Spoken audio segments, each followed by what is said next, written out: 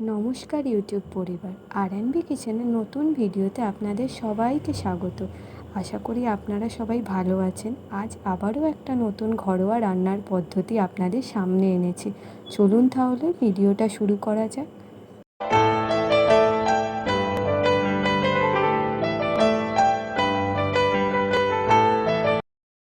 আজ আমি এগ মালাই কারি বানাবো, যার জন্য আমি প্রথমে 5টা ডিম সিদ্ধ করে খোসা ছাড়িয়ে নিয়েছি। এরপর আমি মালাই কারিটা করার জন্য পেঁয়াজটাকে ফার্স্টে আলাদা করে পেস্ট করে নেব।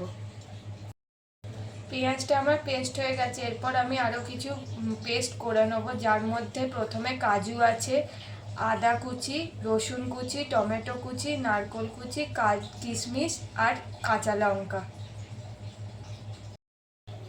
আমি কড়াইতে সাদা তেল গরম করতে দিয়ে দিয়েছিলাম। তেলটা গরম হয়ে গেছে। এরপর আমি ডিমগুলোকে ভেজে নেব।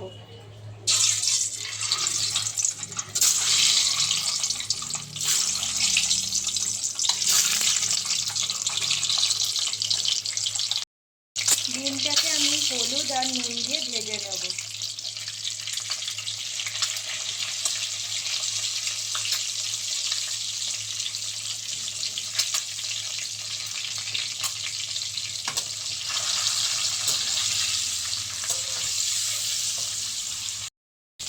ডিমগুলো আমার ভাজা হয়ে গেছে। এবার এটাকে আমি তুলে নেব তেল থেকে।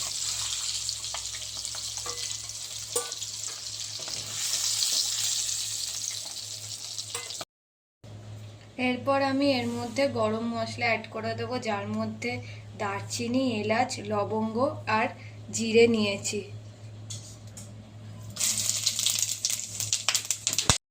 গরম মশলাটা আমার ভাজা হয়ে গেছে। এরপর আমি পেঁয়াজের পেস্টটা তার মধ্যে অ্যাড করে দেব।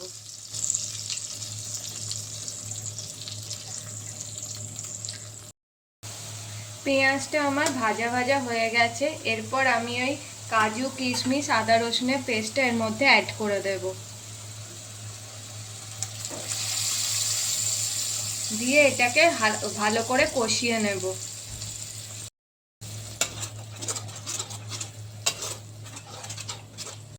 এরপর আমি এর মধ্যে কিছু মশলা অ্যাড করে দেবো। প্রথমে আমি হলুদ গুঁড়ো, লঙ্কা গুঁড়ো,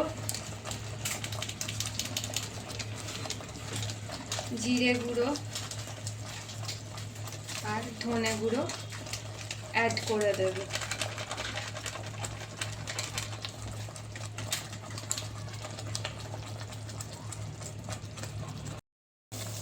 এরপর আমি এর মধ্যে চিনি আর নুন অ্যাড করে দেব।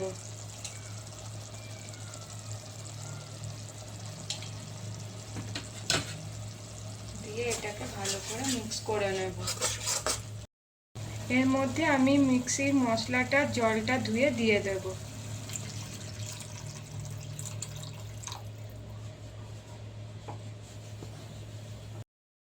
এরপর আমি এর মধ্যে টক দই অ্যাড করে দেব। দিয়ে এটাকে ভালো করে মিক্স করে নেব।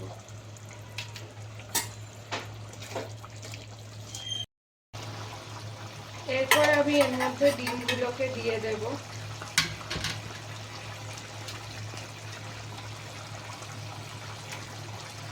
দিয়ে এটাকে আরো 2-4 মিনিট ফুটতে দেব।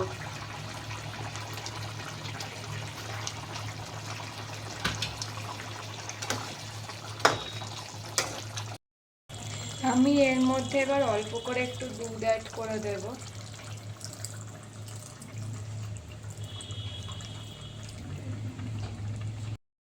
এটা হয়ে গেছে। এতে এবার আমি ঘি দিয়ে দিলাম।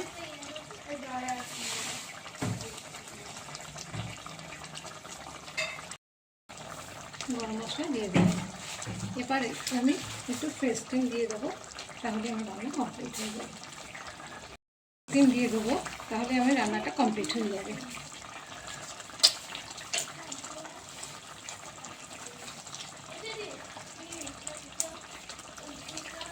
মাঝখানে দিয়ে দিলাম। এবার একটু নাড়ানাড়ি করে রান্নাটা শেষ করে দেবো। আমার রান্নাটা রেডি হয়ে গেছে, এবার আমি সার্ভ করে দেবো। ডিমের মালাইকারিটা আমার রেডি হয়ে গেছে, আমি এটাকে সার্ভ করে দিয়েছি।